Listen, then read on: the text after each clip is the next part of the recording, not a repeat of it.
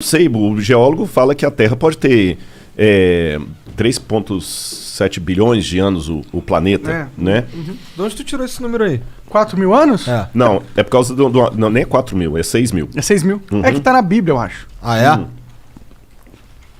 Eu explico pra vocês isso aí.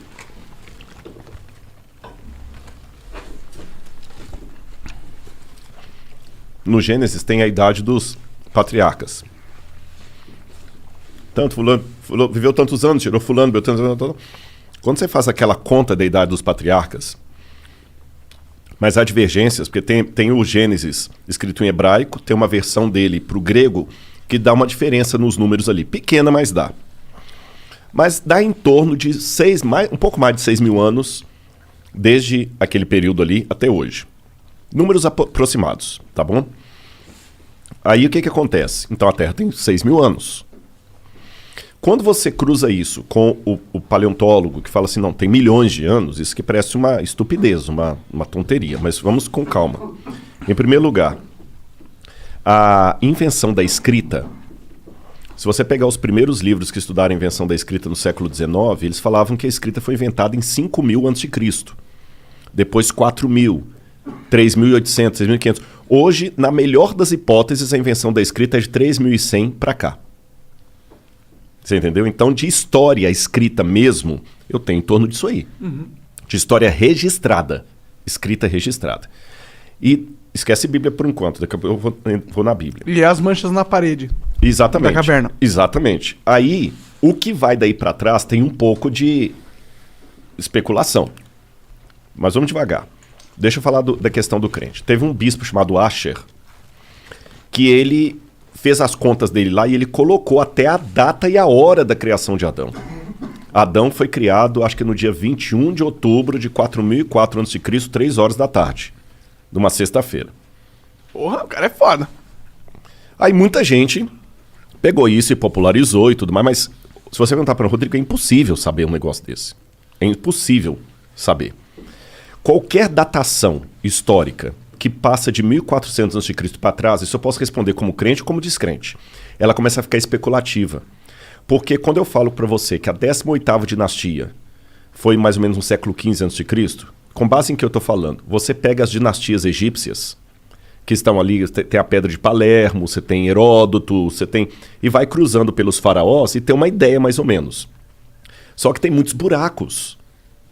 Agora encontraram, em 2016, a tumba de Senebekai, que era uma dinastia inteira que estava perdida. Tem dinastias que foram paralelas. Então a gente, de 1400 a.C. para trás, começa a ficar especulativo para o historiador. Quando eu pego a Suméria, na Mesopotâmia, os caras falavam assim, olha, isso aqui aconteceu no 3º ano do reinado do rei Ibibissim, rei de Ur. Tá, mas o 3º ano do reinado de Ibibissim significa o quê? Eles não tinham um calendário padrão. Então, você fala assim, pô, o Igor já está trabalhando aqui, já tem 2 anos. Então, no 2º ano de trabalho do Igor aqui, tá, mas o 2º ano de trabalho do Igor significa o quê? Quando a gente encontra um tablete cuneiforme com uma informação astronômica, cara, isso é muito bom. Se eu encontro lá assim, no 2º ano do reinado do rei Ibibissim, teve um eclipse solar. Aí eu vou no meu amigo astrônomo, ele faz aqueles esquemas lá de voltar à Terra...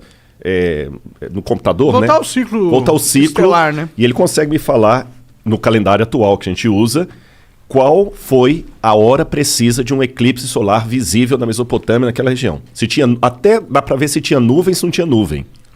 Caramba, é muito bom isso. Eu usei isso para falar de datação da morte de Cristo e tudo mais. Não como um astrônomo, que eu não sou astrônomo. Isso aí você põe na mão do cara e ele te devolve. Opa, então no dia 23 de abril de 2005, é isso aqui. Aí eu vou descobrir se o cara usava um calendário lunar, solar, lunisolar. É bem...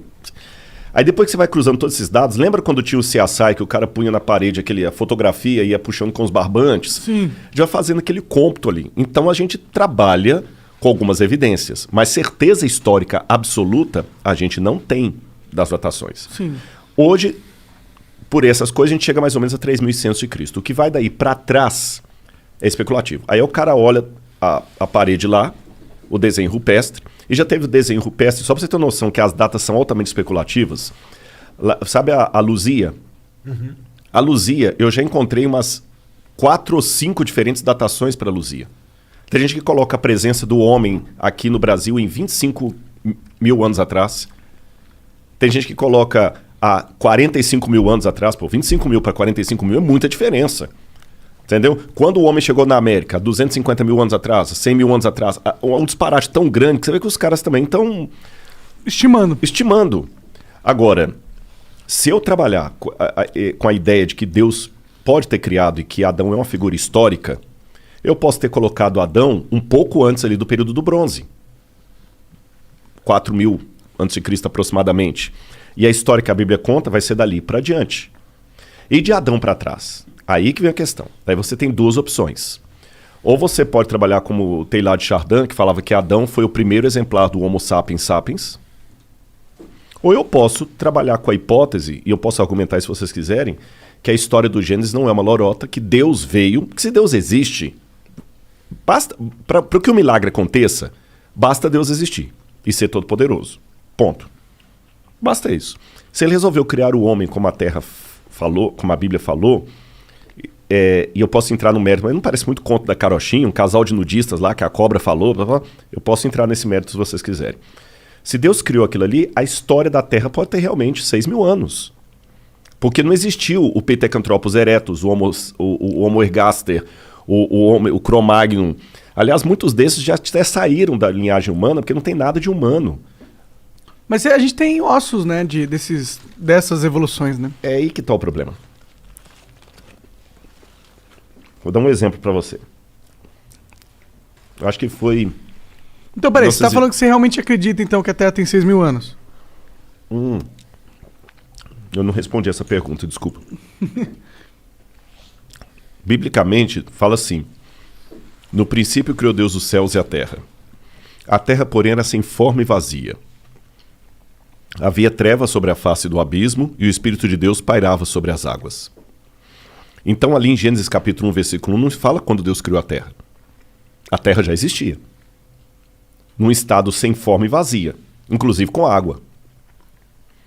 Então a Terra, como estrutura, ela pode ter existido por 4,2 bilhões de anos, e Gênesis está contando quando Deus pegou essa Terra sem forma e vazia e meteu nela a luz, fiat lux, haja luz, e a vida.